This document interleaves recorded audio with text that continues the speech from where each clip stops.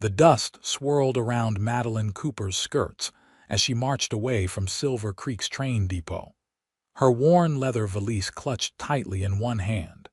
Determination etched on her face despite the tears threatening to spill. The year was 1878, and at 22, she had just watched her last hope pull away with the eastbound train, black smoke billowing into the clear Arizona sky. She had exactly $3 to her name and nowhere to go when a deep voice cut through her thoughts. "Your journey ends with me, miss." Madeline froze, her heart hammering against her ribs as she slowly turned to face the man who had spoken. He sat astride a chestnut stallion, his face partially shadowed by a wide-brimmed hat. Tall and broad-shouldered, with a revolver holstered at his hip, he looked every inch the dangerous cowboy she'd been warned about before leaving Boston. "I beg your pardon," she replied, her voice steadier than she felt, one hand slipping into her pocket where she kept a small derringer her father had given her. The cowboy dismounted in one fluid motion, and as he stepped closer, sunlight revealed a face weathered by years under the harsh western sun. His eyes, a startling shade of blue, crinkled slightly at the corners as he removed his hat. "Isaac Blackwood, madam, sheriff of Silver Creek." He gestured to the badge pinned to his vest. "And unless I'm mistaken, you're Madeline Cooper." Madeline's fingers loosened around the hidden gun. "How do you know my name?" "Your father's telegram arrived yesterday. Said you might be coming, asked me to look out for you." His expression softened. "Though from the way you're heading out of town instead of waiting for him, I'm guessing there's been some misunderstanding." The tears Madeline had been fighting finally spilled over. "There's been no misunderstanding, Sheriff. My father isn't coming. That much was made clear in the letter I received at the last stop."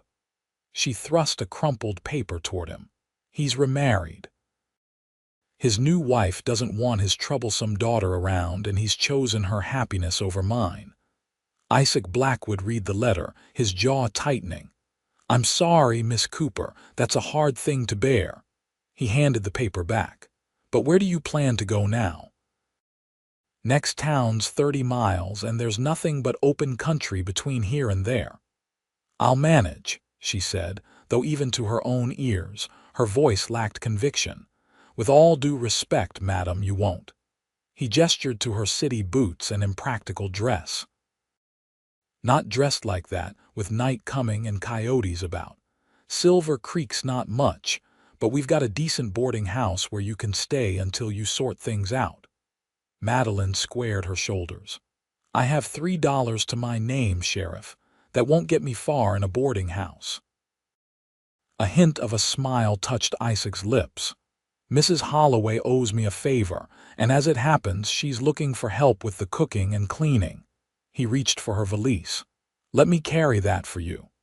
"I don't accept charity," Madeline said stiffly. "It's not charity if you work for your keep." He didn't reach for her bag again, respecting her independence. "Besides, I promised your father I'd look after you if you arrived. I'm a man of my word, even if others aren't." Something in his steady gaze made Madeline hesitate. In Boston, she'd been warned about the dangers of the West: wild men, lawlessness, and hardship. Yet here was this sheriff, offering help with no apparent ulterior motive. "One night," she conceded finally. "Then I'll decide what to do." Isaac nodded, seemingly satisfied with this compromise. "One night it is, Miss Cooper." He gestured toward his horse. "Samson here can carry both of us back to town if you don't mind riding double." Madeline eyed the massive stallion warily. "I've never ridden a horse before." A look of genuine surprise crossed Isaac's face. "Never?" "Well, there's a first time for everything in the West." He mounted smoothly, then extended his hand down to her. "You'll sit behind me. Just hold on tight." With reluctance, Madeline placed her hand in his, surprised by the gentleness with which he pulled her up. Soon she was seated behind him, her arms wrapped awkwardly around his waist, her face burning with embarrassment at such close contact with a stranger. "Ready?" he asked over his shoulder.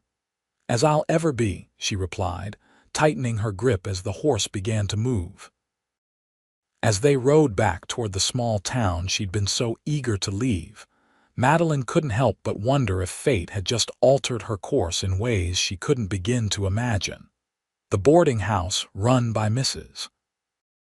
Holloway, was a two-story wooden structure with a wide porch and lace curtains that seemed oddly refined among the rugged buildings of Silver Creek.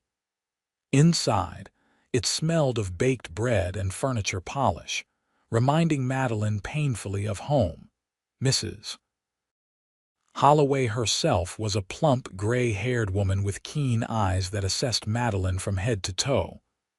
"So this is Edward Cooper's daughter," she said, her tone neutral. "You look like your mother."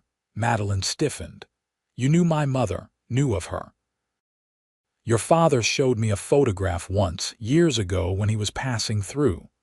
Mrs. Holloway's expression softened. "She had your same proud chin." Isaac cleared his throat. "Miss Cooper needs lodging, Martha. I told her about the help you've been wanting." Mrs. Holloway nodded briskly. "I can use an extra pair of hands, especially with the cattle drive coming through next week. The room's small, but it's clean and meals are included." She named a modest weekly sum that would quickly deplete Madeline's $3. Before Madeline could respond, Isaac intervened. "Her first week's already settled, part of Edward's arrangement with me." Madeline opened her mouth to protest this obvious lie, but a warning glance from Isaac silenced her. Later, when Mrs. Holloway had shown her to a small but indeed clean room under the eaves, she confronted him in the narrow hallway. "Why did you do that? I told you I don't accept charity." Isaac leaned against the wall, arms crossed. "Consider it a loan, then. You can pay me back once you're settled." His eyes held hers steadily. "You're a proud woman, Miss Cooper, and that'll serve you well out here, but pride won't keep you fed or sheltered. Sometimes accepting help is the strongest thing you can do." Madeline looked away first. "I'll repay every cent. I don't doubt it."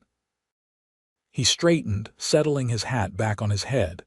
"Rest tonight. Tomorrow's soon enough to face whatever comes next." As he turned to leave, Madeline found herself calling after him. "Sheriff Blackwood." When he paused, looking back, she said quietly, "Thank you." A smile touched his lips, transforming his weather-beaten face. "You're welcome, Miss Cooper. Welcome to Silver Creek." After he left, Madeline sat on the edge of the narrow bed, fingers tracing the faded quilt beneath her. She'd come west with such hope, believing her father's promises of a new life together after years of separation following her mother's death. Now those dreams lay shattered, leaving her adrift in a strange land. Yet as she unpacked her few belongings, placing her mother's silver-backed hairbrush on the small dresser, Madeline felt an unexpected emotion stirring beneath her disappointment and anger. It was something akin to freedom, the realization that, for the first time in her life, no one was dictating her path.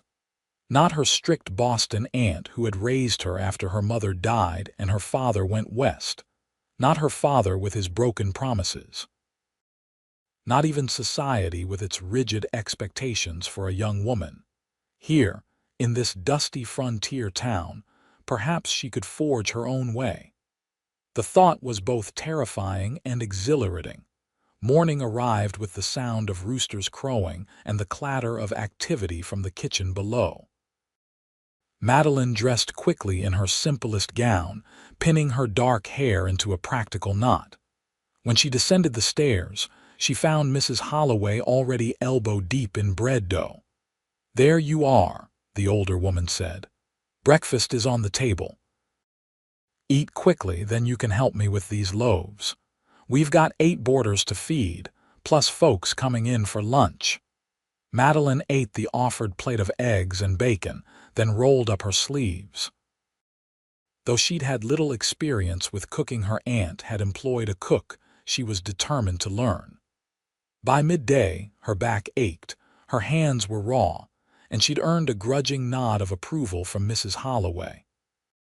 "You're a quick study," the older woman remarked as Madeline successfully flipped a pancake without breaking it. "Most city girls would be complaining by now." "I'm not most girls," Madeline replied, surprised by the pride she felt in this small accomplishment. "So I see, Mrs. Holloway's sharp eyes softened. "Your father's a fool." The unexpected comment brought a lump to Madeline's throat.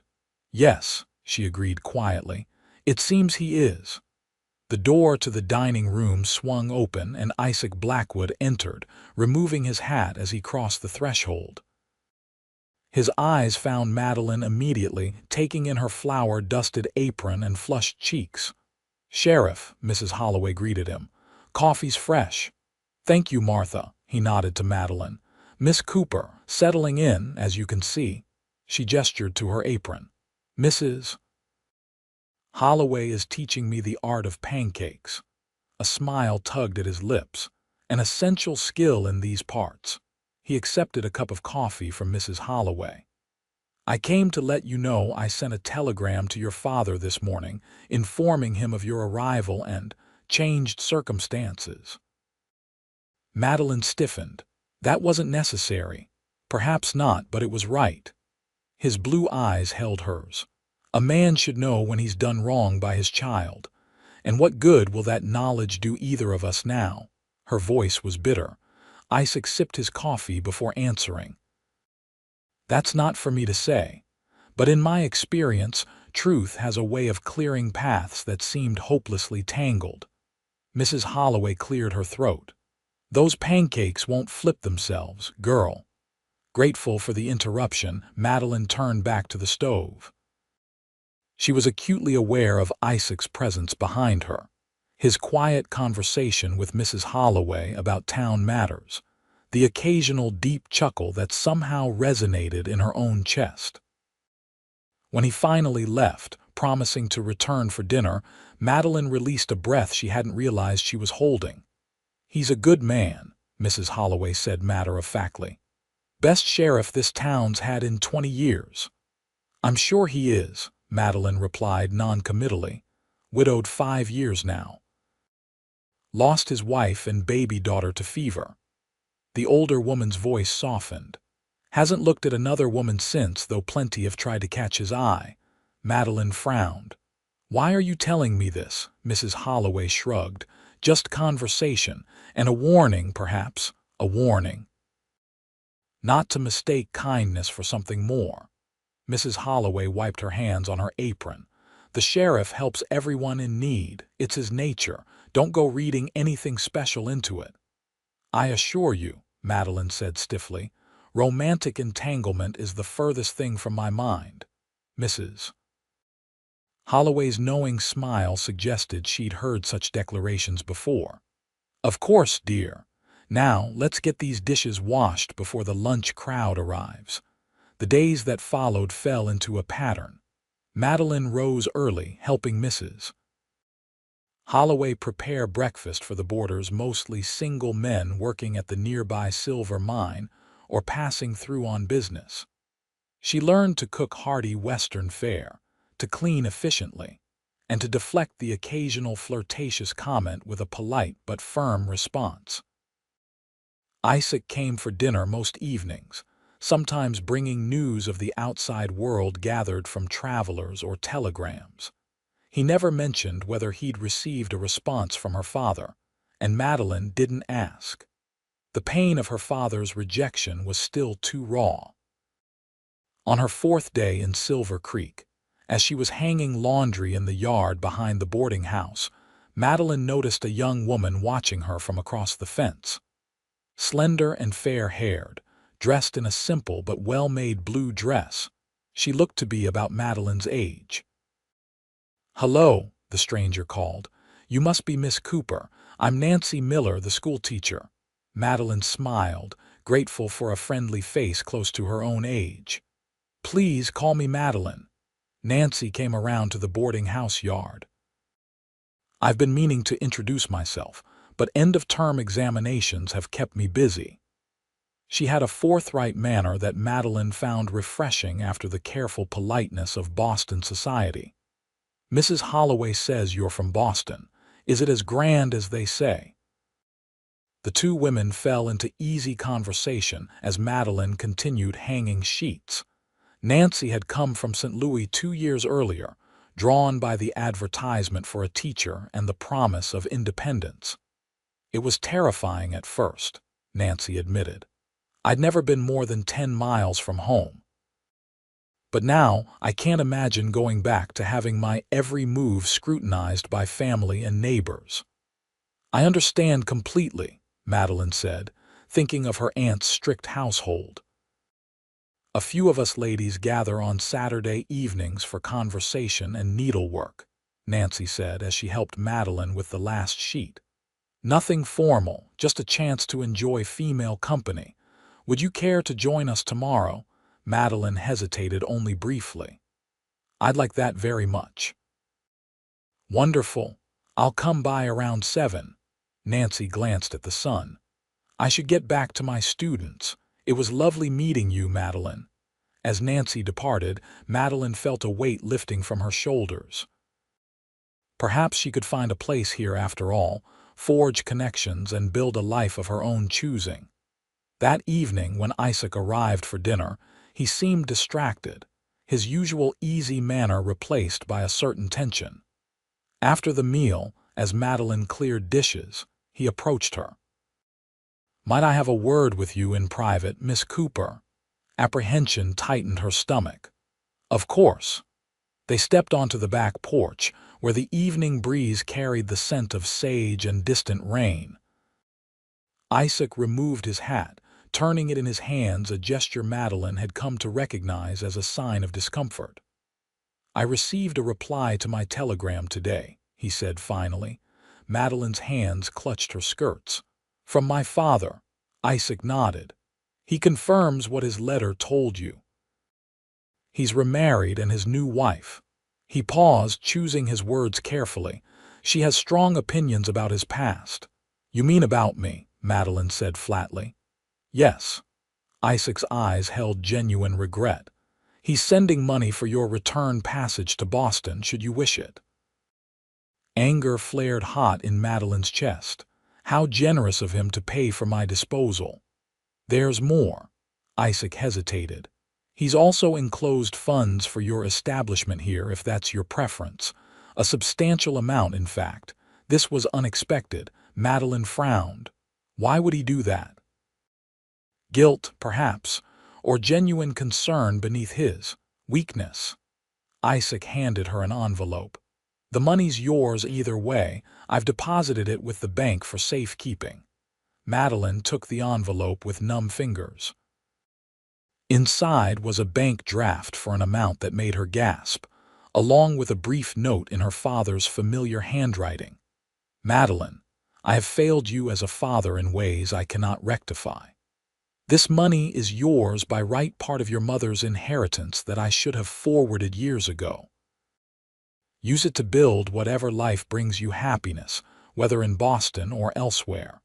I ask no forgiveness, only that you find peace." Edward Cooper. Tears blurred Madeline's vision, not of sadness, but of a complex emotion somewhere between anger and relief. The money represented freedom, choices she hadn't believed possible days earlier. "Are you all right?" Isaac's voice was gentle. Madeline looked up at him, suddenly aware of how close he stood, how the fading light softened the lines of his face. "I don't know," she answered honestly. "I've spent so many years hoping my father would want me, and now you're free to want something else," Isaac finished for her. Their eyes held for a long moment. Then Madeline straightened her shoulders, tucking the bank draft back into its envelope. "Yes, exactly that." As twilight deepened around them, she felt a strange sense of possibility unfurling within her like a map of unexplored territory, with all paths open before her.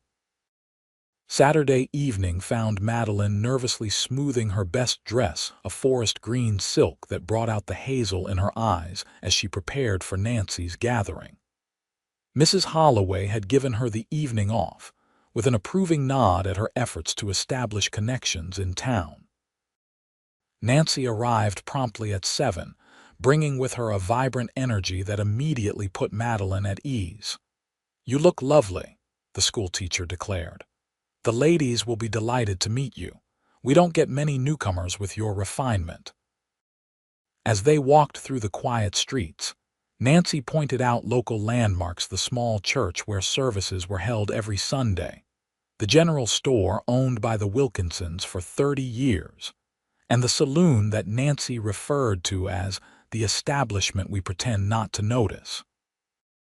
The gathering was held at the home of Mrs. Peterson, the doctor's wife, a comfortable house with actual glass windows and a piano in the parlor.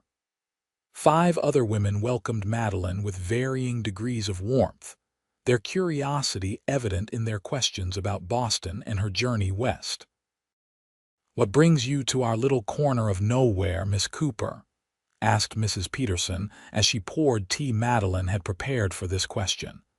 "Family circumstances changed unexpectedly. I decided a fresh start was in order." "Brave girl," commented an older woman introduced as Mrs. Bishop, the minister's wife. "Most young ladies wouldn't venture west alone. Necessity sometimes breeds courage," Madeline replied, finding comfort in the rhythmic motion of her needle as she worked on a piece of embroidery she'd brought. "Well, we're glad you've joined us," Nancy said warmly. "Silver Creek needs more young women of character." The conversation flowed easily after that, covering topics from the latest fashions described in month-old magazines to the upcoming Independence Day celebration. Madeline found herself relaxing, enjoying the simple pleasure of female companionship after the isolation of recent days. As the evening progressed, the conversation inevitably turned to local gossip, and Madeline found herself listening with increasing interest as Isaac's name was mentioned. "Sheriff Blackwood broke up another fight at the saloon last night," Mrs. Wilkinson reported. "That new dealer they brought in is causing trouble." "Isaac handles such matters with admirable restraint," Mrs. Peterson remarked. "Unlike our previous sheriff, who was as likely to join the brawl as end it." "Such a shame about his wife," sighed Mrs. Bishop. "Elizabeth was a lovely soul. The fever took her so quickly." "And little Sarah not even a year old," added another woman, shaking her head. "The Lord works in mysterious ways, but that was a hard blow for any man to bear." Madeline kept her eyes on her needlework, absorbing these details about Isaac's past. She'd known he was a widower, but hearing the names of his lost family made their absence more real, explained the shadow she sometimes glimpsed behind his smile. "He's built a fine life of service," Mrs. Peterson said, "though I do wish he'd consider remarrying. A man shouldn't be alone forever." "Perhaps our new arrival might catch his eye," Mrs. Wilkinson suggested with a meaningful glance at Madeline. Heat rushed to Madeline's cheeks. "The sheriff has been kind enough to assist me during my adjustment to Silver Creek. Nothing more." Nancy came to her rescue. "Madeline has only just arrived. I'm sure the last thing on her mind is matrimony, especially after her long journey." The women accepted this redirection, moving on to discuss the shortage of sugar at the general store. But Madeline found her thoughts lingering on Isaac, his quiet strength, the gentle way he had of listening as though every word mattered, the unexpected smile that transformed his serious face. Later, as Nancy walked her back to the boarding house under a sky brilliant with stars, Madeline found herself asking, was it very bad? The fever that took Isaac's Sheriff Blackwood's family. Nancy's expression grew somber. "Terrible. It swept through town 4 summers ago. We lost 12 people, including Elizabeth and little Sarah. Isaac nearly worked himself to death helping Dr. Peterson tend to the sick. Some thought he was trying to follow his family to the grave. She paused. After it was over, something in him changed. He became more dedicated to his duties, but also more removed, as though he'd built walls around his heart. "That's understandable," Madeline said softly, thinking of her own carefully constructed defenses after years of her father's broken promises. "Yes, but it's a lonely way to live." Nancy squeezed her arm. "We all need connection, Madeline, even those of us who have been hurt by it before." At the boarding house steps, Nancy bid her good night with a promise to call again soon. Madeline climbed the stairs to her room, her mind full of the evening's revelations. As she undressed for bed, she found herself drawn to the window, gazing out at the quiet town bathed in moonlight. Somewhere out there, Isaac Blackwood was making his rounds, watching over Silver Creek with the dedication Nancy had described. The thought brought an unexpected warmth to her chest, a feeling she wasn't quite ready to examine closely. Sunday morning dawned bright and clear. Madeline dressed carefully for church, aware that this would be her first public appearance before most of the town. Her green silk would be too formal, so she chose a simple blue cotton dress, adorned only with a cameo brooch that had belonged to her mother. Mrs. Holloway nodded approvingly as Madeline descended the stairs.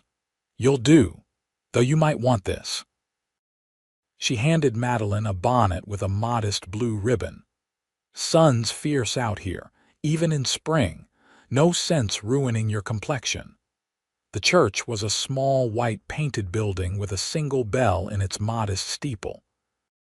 Inside, wooden pews faced a simple altar, light streaming through plain glass windows.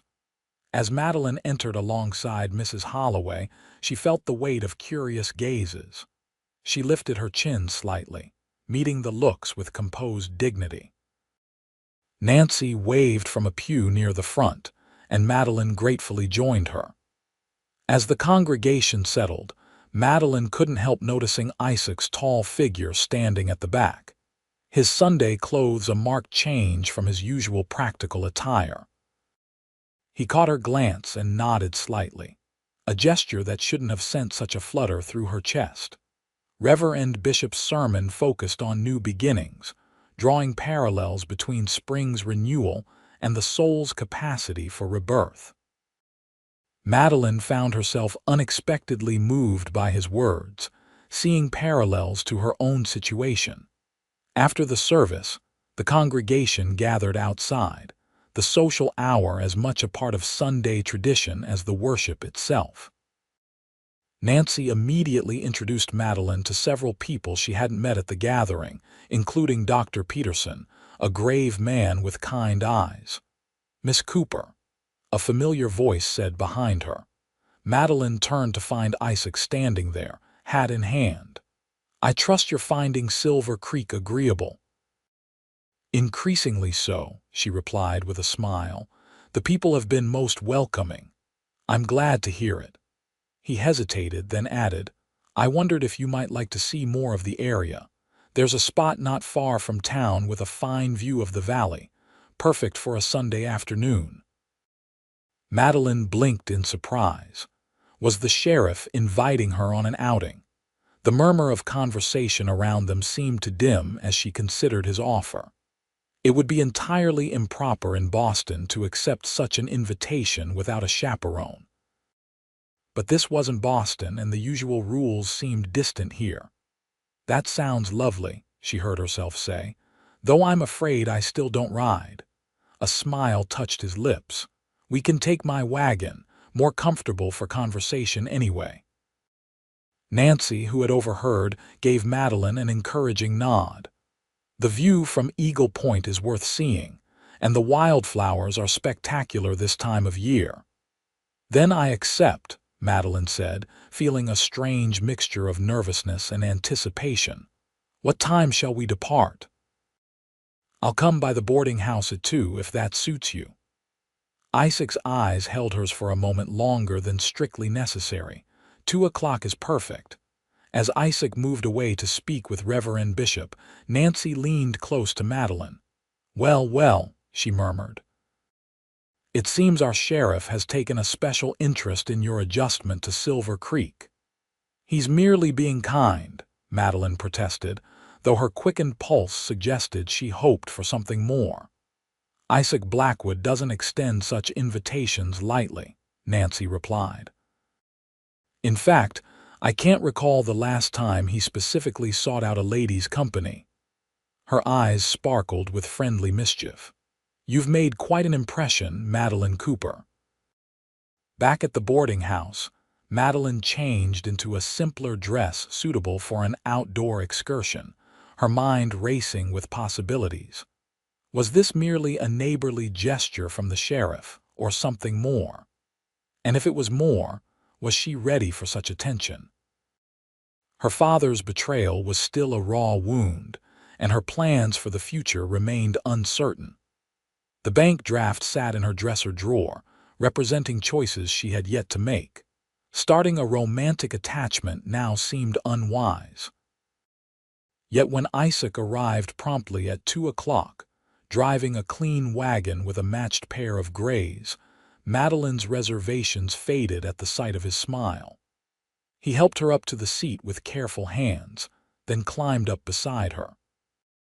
"Ready for your first proper look at Arizona territory, Miss Cooper?" he asked as he flicked the reins. "More than ready," she replied, and was surprised to find she meant it. The wagon rolled out of town, following a well-worn trail that wound through stands of juniper and sage. The afternoon sun bathed the landscape in golden light, bringing out rich hues in the red rocks and distant mountains.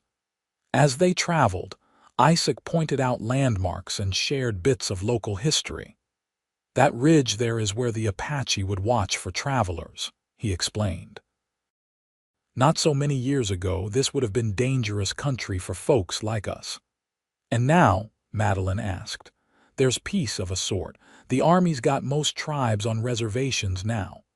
A shadow crossed his face. "Not the kind of peace that sits well with everyone, but better than the bloodshed before." Madeline studied his profile. "You sound as though you have mixed feelings about it." Isaac glanced at her, surprise evident in his expression. "Most folks don't notice that." He was quiet for a moment.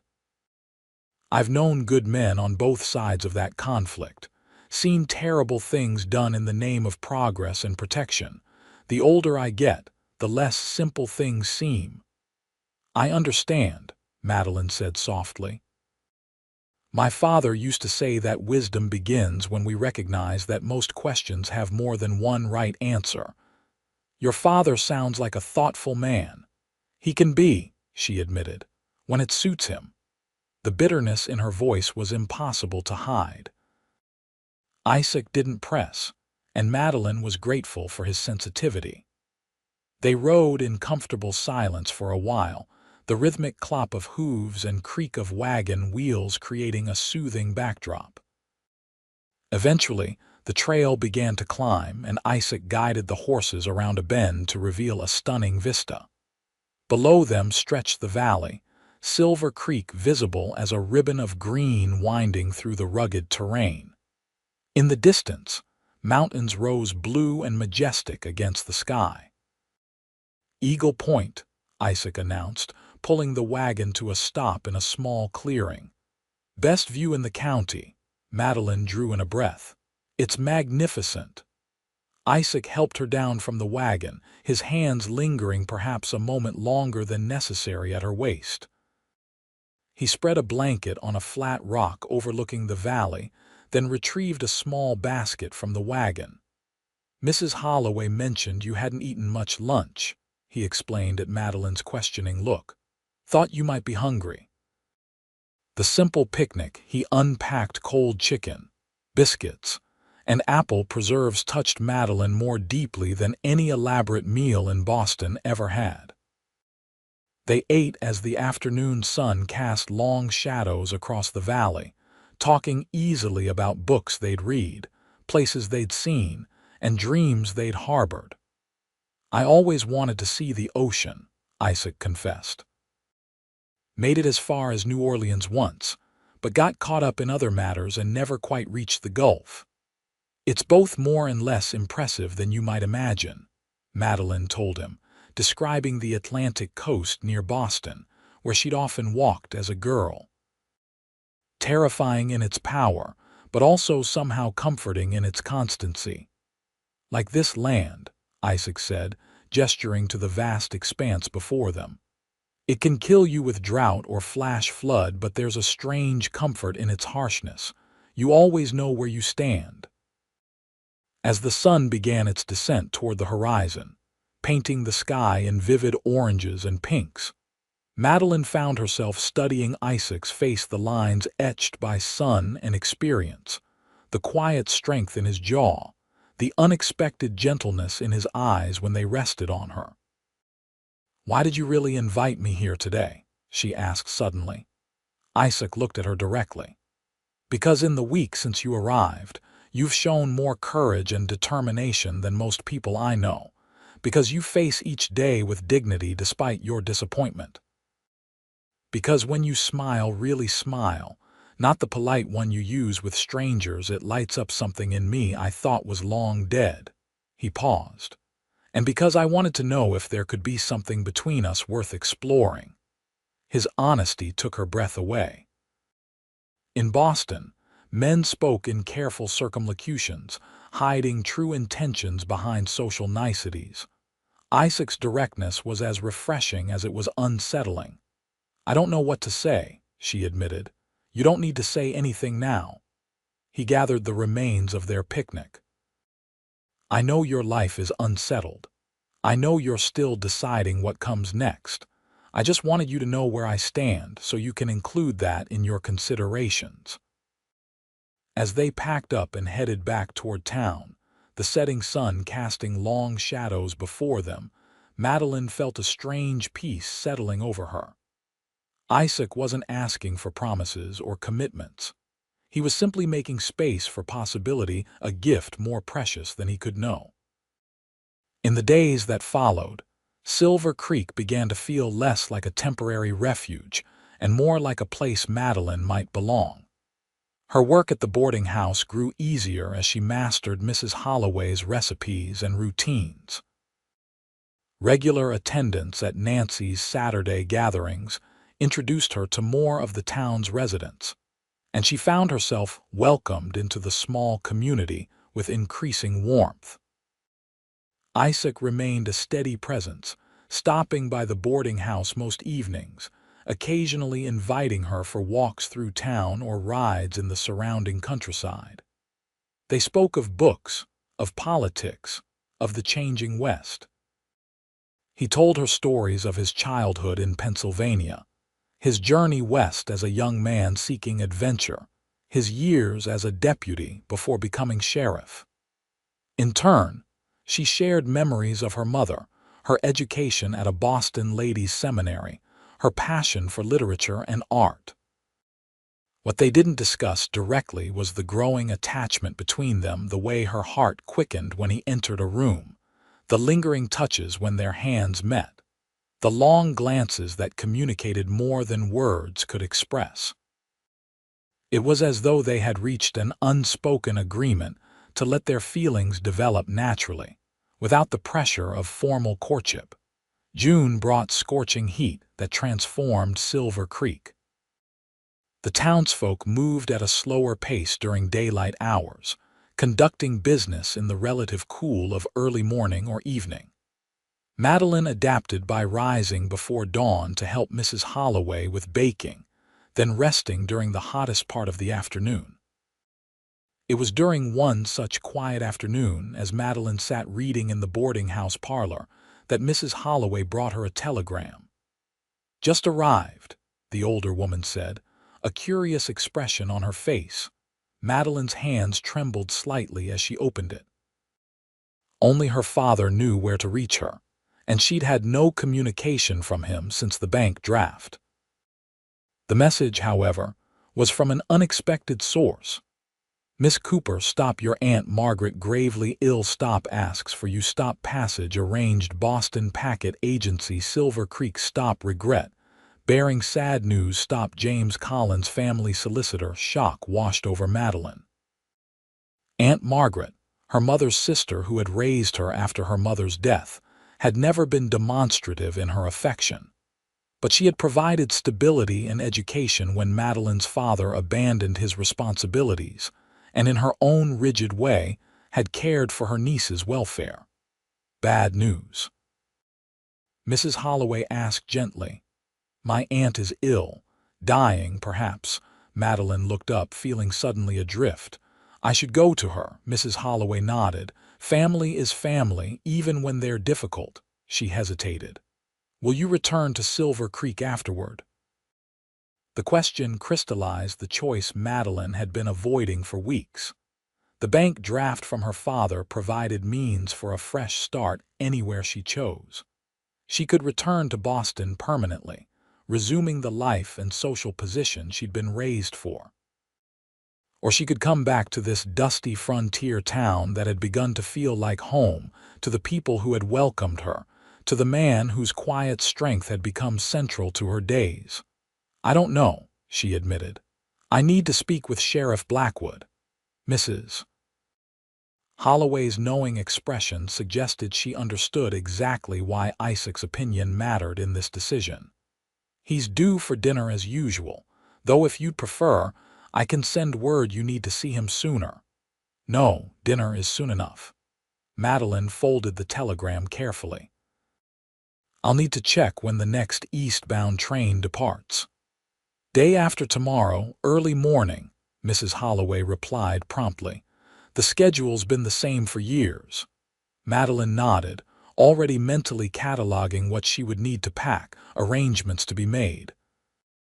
Yet beneath these practical considerations ran a current of uncertainty about what this journey would mean for her future, and for the tender connection she and Isaac had been nurturing. That evening, when Isaac arrived for dinner, Madeline could tell immediately that he sensed her distress. His eyes sought hers across the dining room, a question in their blue depths. She gave a small shake of her head, indicating they would speak later. The meal seemed interminable, with conversation flowing around Madeline while she picked at her food, her appetite gone. Finally, as the other boarders dispersed, Isaac approached her. Walk with me, he asked quietly. Outside, the evening air had cooled to a bearable warmth, stars beginning to emerge in the darkening sky. They strolled in silence until they reached the small town square with its modest gazebo. Isaac guided her to a bench beneath an old cottonwood tree, respectfully giving her space to speak when ready. Wordlessly, Madeline handed him the telegram. He read it quickly, his expression grave. I'm sorry about your aunt, he said, returning the paper. Will you go? I must. Madeline twisted her hands in her lap. She raised me after my mother died. We were never close in the way some families are, but she did her duty by me when my father wouldn't. Isaac nodded. When would you leave? The day after tomorrow. Early train. She looked up at him, searching his face in the gathering dusk. Isaac, I don't know if I'll be coming back.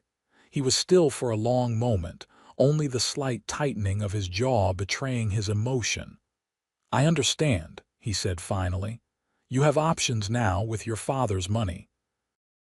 A life in Boston might offer more than Silver Creek ever could. That's not, Madeline began, then stopped. In truth, she didn't know what she wanted. The past weeks had shown her possibilities she'd never considered, awakened feelings she'd never experienced. But Boston was familiar, with cultural refinements and social opportunities absent in the frontier town. It's all right, Isaac said gently. You don't need to decide now. Go to your aunt, do what you must. Then make your choice based on what will bring you happiness. He took her hand, his touch warm and steady. Just know that if you choose to return, there's a place for you here, with me if that's what you want.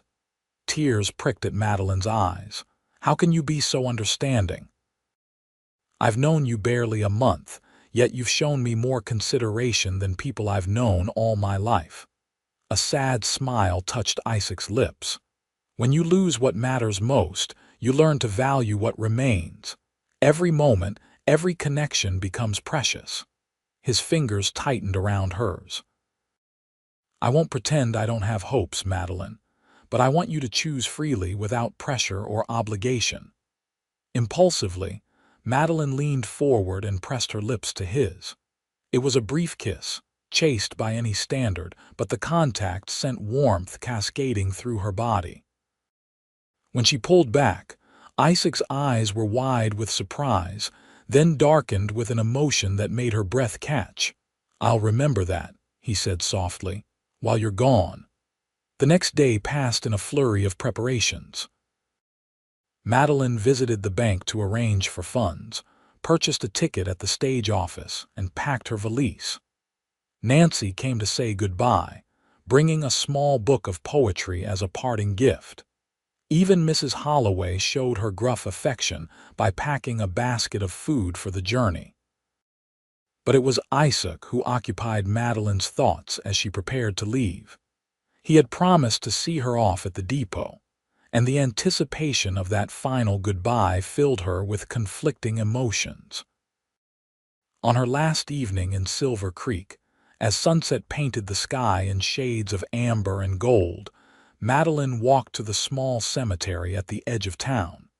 She had asked directions earlier, waving off offers of accompaniment. This was something she needed to do alone. The graveyard was peaceful, with simple wooden crosses and stone markers standing in neat rows.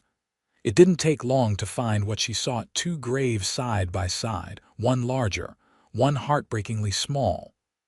Elizabeth Blackwood, beloved wife and mother. Sarah Blackwood, cherished daughter.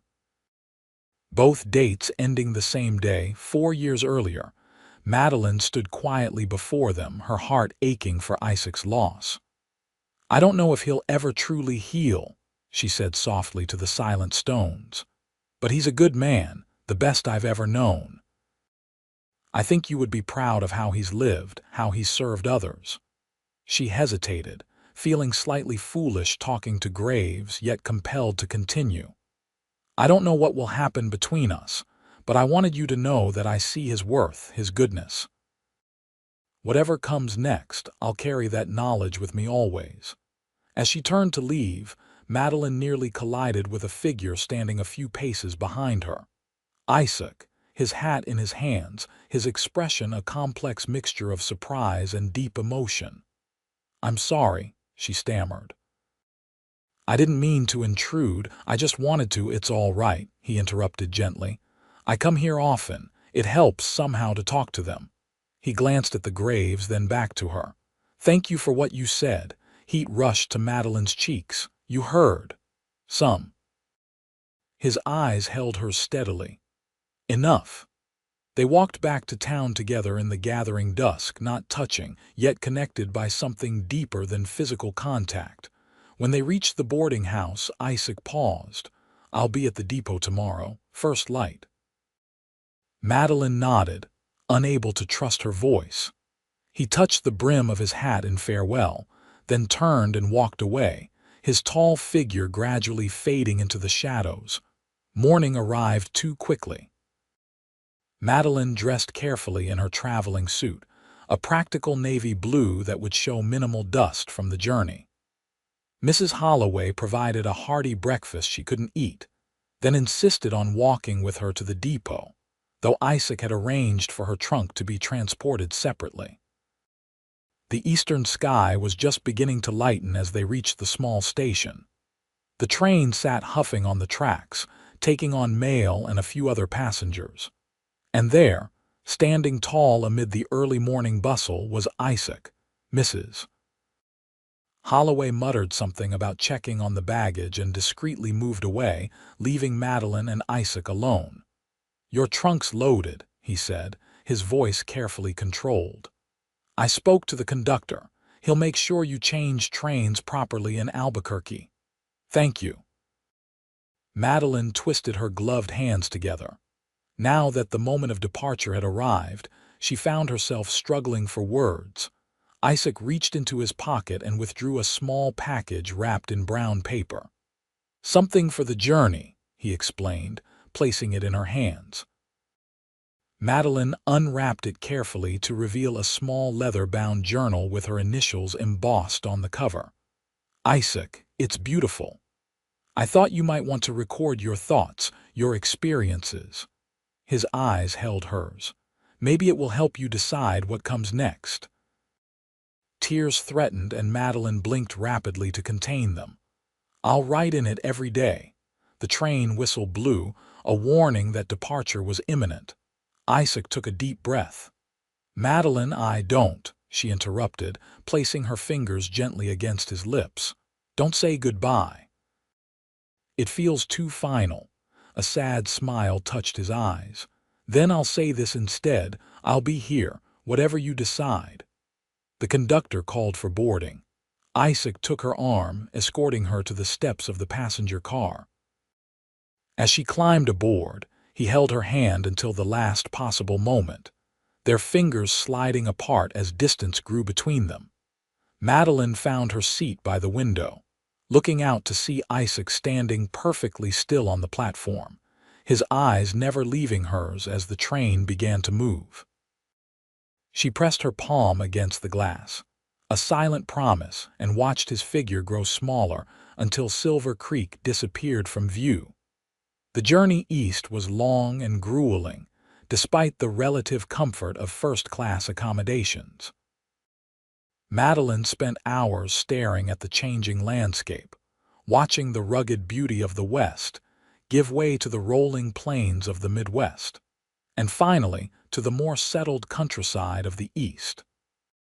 Each night in her berth, she wrote in the journal Isaac had given her, recording not just the events of her journey but the tumult of her emotions. Boston, when she finally arrived, seemed both familiar and strangely foreign. The city's narrow streets and brick buildings, the carefully manicured parks and ceaseless bustle felt confined after the open spaces of Arizona.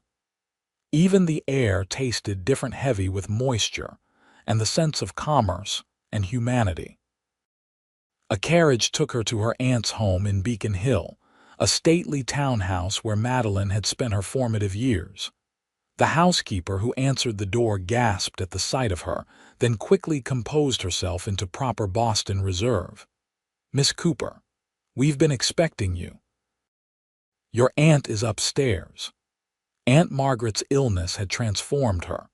Once a formidable woman who ruled her household with rigid propriety, she now lay frail and diminished against white pillows, her skin nearly translucent, her once sharp eyes clouded with pain. "Madeline," she whispered as her niece approached the bed. "You came." "Of course I came." Madeline took her aunt's papery hand. "How are you feeling?" "Dying," Margaret replied with characteristic bluntness, but more slowly than the doctors predicted, much to their chagrin. A ghost of her former acerbic humor flickered in her expression. "You look different. The West has changed you." "Perhaps it has," Madeline admitted. "Tell me about it. The truth, not some sanitized version you think suitable for my delicate sensibilities." Margaret gestured weakly to a chair. "I've little time left for pleasantries." So Madeline sat and told her aunt about Silver Creek, the vast landscapes, the hard-working people, the sense of possibility that permeated the frontier. She spoke of Mrs. Holloway's gruff kindness, Nancy's friendship, the community that had welcomed her despite her Eastern ways. And she spoke of Isaac, his integrity, his quiet strength, the depth of feeling beneath his reserved exterior. As she described him, Madeline realized how central he had become to her thoughts, how deeply she had come to care for him in their brief acquaintance. Margaret listened in silence, her shrewd eyes studying her niece's animated face. When Madeline finally fell quiet, the older woman asked, "Do you love this sheriff of yours?" The directness of the question caught Madeline off guard. It's too soon to say for certain. Nonsense. At my age, one recognizes love when one sees it. Margaret's lips curved in a rare smile. Your mother had the same look when she spoke of your father, before he broke her heart with his wandering ways. Madeline stiffened. Isaac is nothing like my father. No, I gathered that from your description. Margaret shifted slightly, wincing at the movement. Which is why I'm surprised you left him to come here. You asked for me, Madeline said, confused. And you came, which speaks well of your character despite my many failings as a guardian. Margaret's gaze was direct, but I did not ask you to abandon your happiness. I haven't decided yet where my happiness lies, Madeline protested.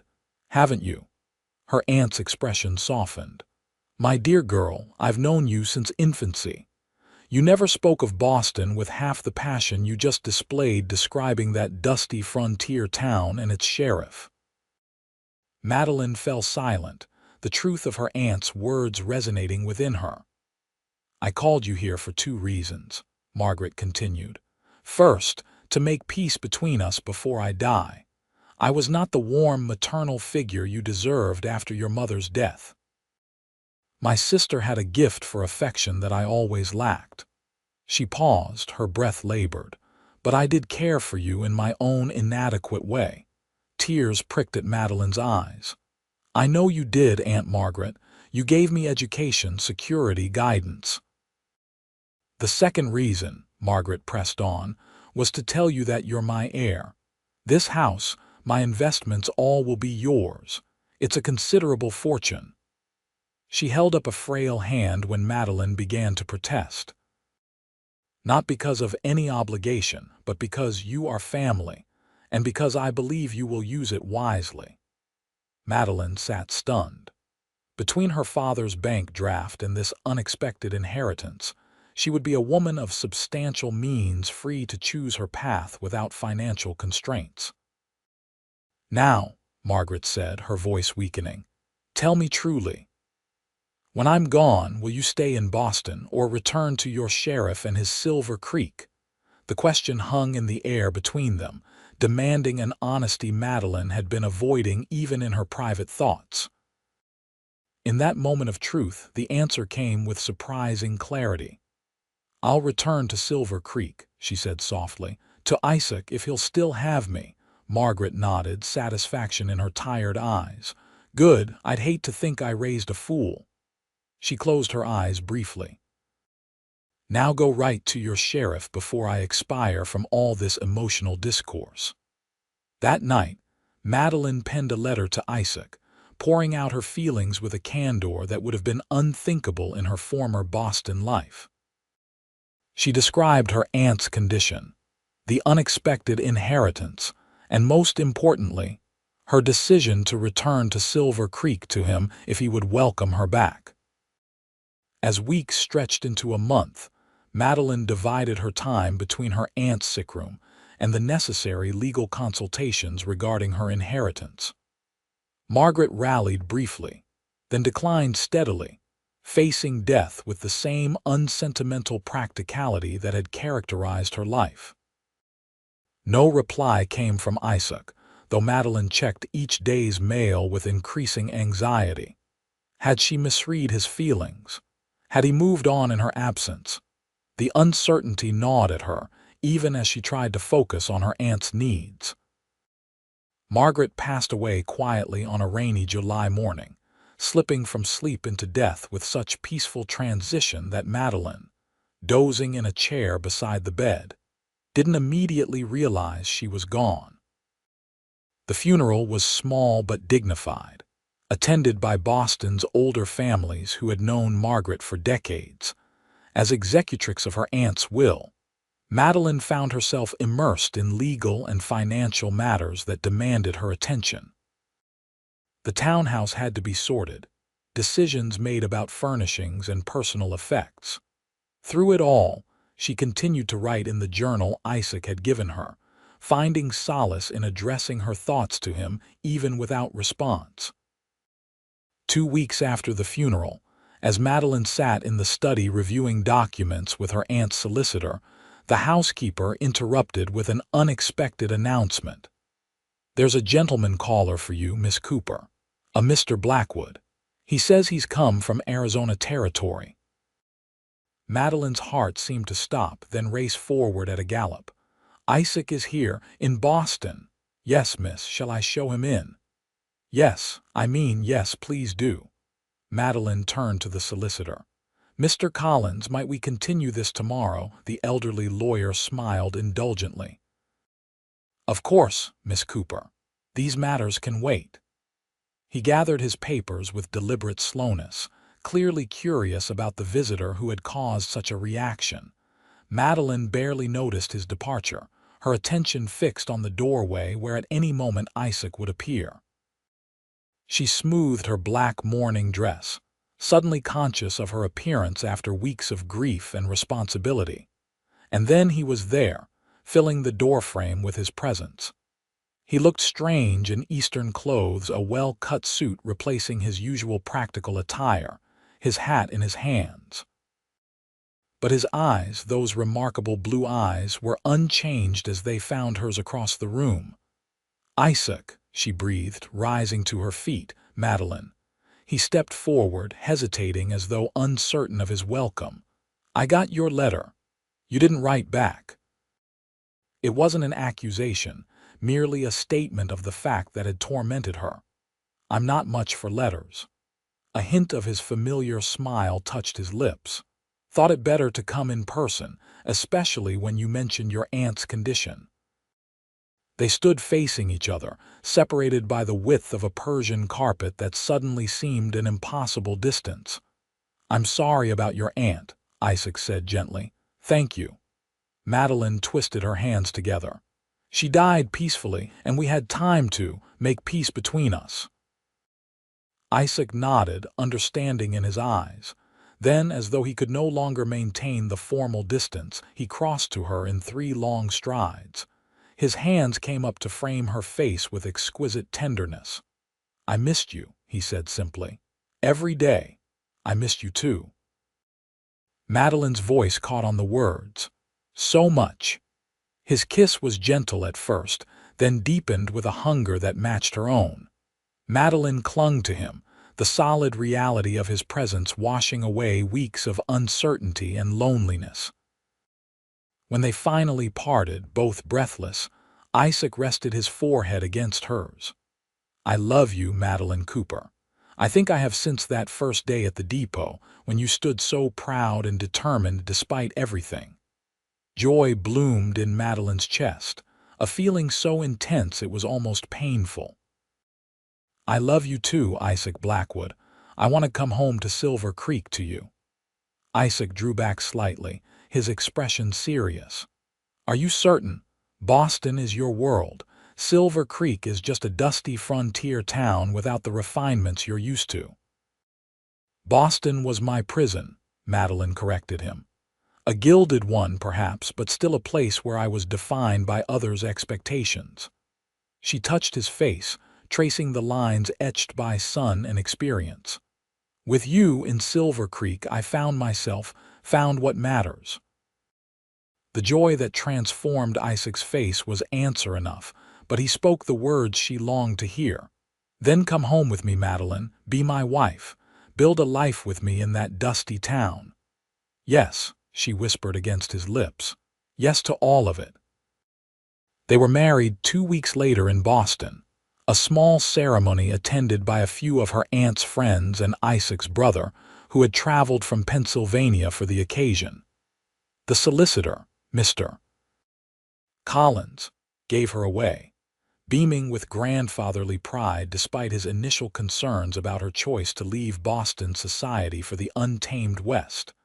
Madeline wore her mother's pearls with a simple cream gown, refusing the traditional black that a recently bereaved woman might be expected to don.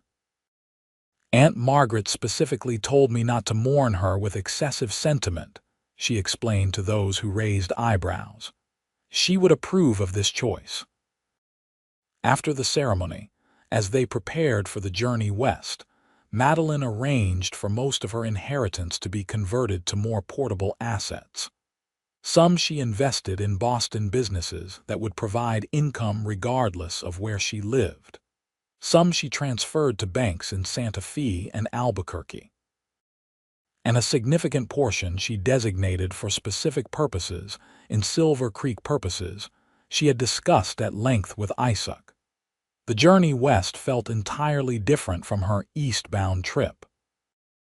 Where before she had been alone and uncertain, now she traveled with the man she loved, anticipation building with each mile that brought them closer to their future home. "I've been thinking," Isaac said one evening as they sat in the dining car, watching the Nebraska landscape roll by, "about the house." "Oh," Madeline sipped her tea, enjoying the comfortable intimacy they had developed. "It's a decent place, but small. Built it myself after." He hesitated, then continued. "After Elizabeth and Sarah died, never thought I'd need more space." Madeline reached across the table to take his hand. "And now," a smile touched his lips, "now I'm thinking we might want to expand, add a proper parlor, maybe another bedroom or two, for guests." Madeline asked innocently, though her heart quickened at his implication. Isaac's eyes held hers steadily. "For family, if you want that." "I do," she said softly. "Very much." His fingers tightened around hers. "We could start work on it right away. I know some good carpenters." "Actually," Madeline said, "I have a slightly different idea. What would you think about building a new house altogether? Something designed for our future from the beginning?" Isaac looked surprised. "That's a bigger undertaking. Are you sure?" "I am." Madeline had given this considerable thought during her time in Boston. Not an ostentatious mansion, but something solid and welcoming, perhaps on that rise just north of town with a view of the valley. Holloway's old claim. That land's been vacant since he died, but it's prime property. Isaac studied her thoughtfully. "You've been planning this?" Madeline smiled. "I may have made some inquiries before leaving Silver Creek. The land is available and with my inheritance." She shrugged slightly. "We can afford to build something that will last generations." Isaac was quiet for a moment, and Madeline worried she had overstepped. Then he lifted her hand to his lips. "You never cease to amaze me, Madeline Blackwood." The sound of her new name sent warmth cascading through her. "Is that a yes?" "It's a yes," he confirmed. "A house built for our future sounds perfect." When they finally arrived in Silver Creek, stepping down from the train onto the familiar platform, Madeline felt an overwhelming sense of homecoming. The same depot she had tried to flee months earlier now welcomed her back as a bride. The dust and heat somehow comforting in their familiarity. Word of their arrival and marriage had preceded them. Mrs. Holloway waited at the station, her usual gruff manner softened by genuine pleasure. Nancy rushed forward to embrace Madeline, exclaiming over her travels and demanding to hear every detail of the Boston wedding. Even Reverend Bishop was there, offering a blessing on their union. As Isaac helped her into the wagon that would take them to their home, Madeline looked back at the depot where their story had begun. "Your journey ends with me," he had said that day, not knowing how prophetic those words would be. "What are you smiling about?" Isaac asked as he settled beside her. Madeline leaned against his shoulder, contentment filling her heart. "Just thinking that some endings are really the most beautiful beginnings." His arm came around her shoulders, drawing her close as the wagon began to move toward their future. "Welcome home, Mrs. Blackwood." And as they rode through the town that had become her true home, Madeline knew with absolute certainty that her journey, the one that truly mattered, had indeed ended with him. And in that ending, she had found everything she had ever wanted. 5 years later, Madeline stood on the wide porch of their home on the hill overlooking Silver Creek, watching Isaac teach their 3-year-old son to ride his first pony. Thomas Edward Blackwood, named for both their fathers, sat proudly on the gentle bay, his small hands clutching the saddle horn while Isaac led the animal in careful circles. "Not too fast, Isaac," Madeline called, one hand resting protectively on her swollen belly where their second child grew. Isaac grinned up at her. "He's a natural, just like his mother." Madeline laughed. "I hardly think my first riding experience qualifies me as natural." She remembered with vivid clarity how terrified she'd been that first day, clinging to Isaac as they rode double back to town. Now she rode confidently beside her husband whenever they visited outlying ranches or took family picnics in the surrounding countryside. Silver Creek itself had grown in the past 5 years, thanks in part to investments Madeline had made in local businesses. The general store had expanded, a small hotel had replaced the old boarding house, though Mrs. Holloway still ran it with an iron hand, and the school where Nancy taught now boasted 2 classrooms instead of 1. Their home, completed 3 years earlier, had become a center of community life. Built of local stone and timber, with large windows capturing views of the valley, it balanced frontier practicality with touches of Eastern refinement. The library housed Madeline's books alongside Isaac's more modest collection. The kitchen was designed for both functionality and the cooking lessons Madeline offered to young brides. And the nursery, initially built for 1 child, would soon welcome a second occupant. Life wasn't without challenges. The West remained a hard land, with drought years that strained local ranchers and occasional tensions between settlers and the remaining indigenous populations.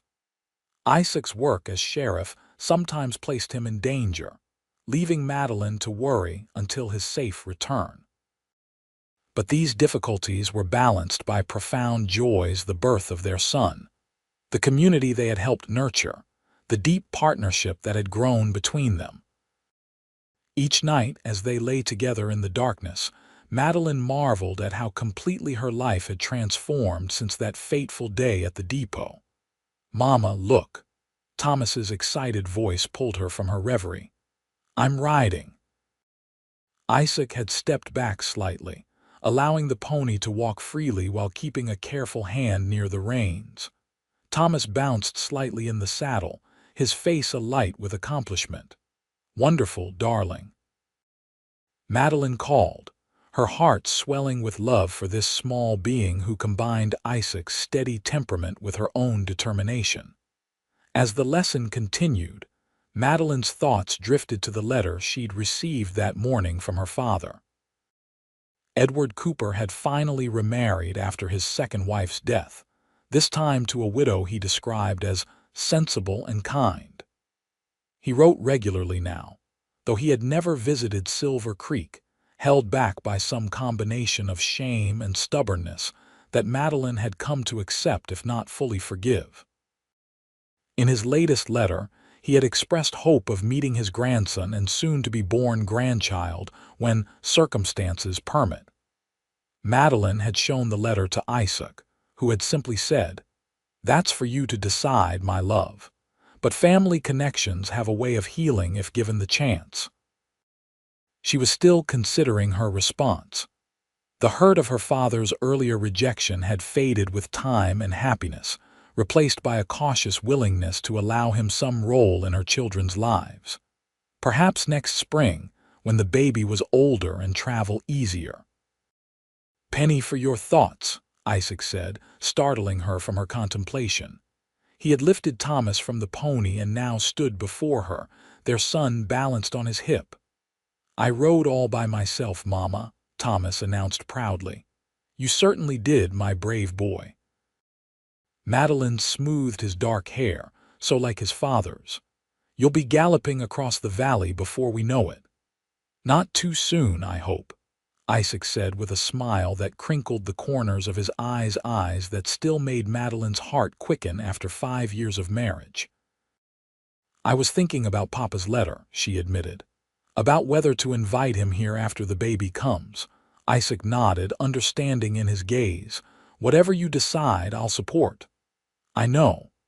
She reached up to touch his face, marveling at the steadfast love she found there.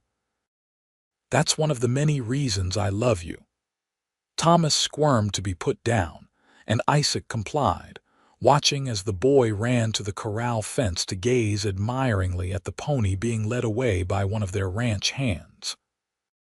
I never thought I'd have this again, Isaac said quietly, his arm slipping around Madeline's waist. A family. A future worth fighting for.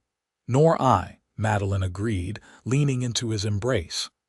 That day at the depot, when you stopped me from leaving town, you changed everything. Isaac smiled down at her, his expression tender. Best thing I ever did, stopping a stubborn Boston girl from walking away. Your journey ends with me, Madeline quoted, echoing his words from that fateful day. And begins with you, Isaac added, his hand gently caressing her rounded belly where their daughter grew. Every single day. As the setting sun bathed their home in golden light, Madeline knew with absolute certainty that no inheritance, no Boston mansion, no societal position could have given her the profound happiness she had found here in Silver Creek with this man, this family, this life they had built together. Her journey had indeed ended with him, but the story they were writing together had only just begun.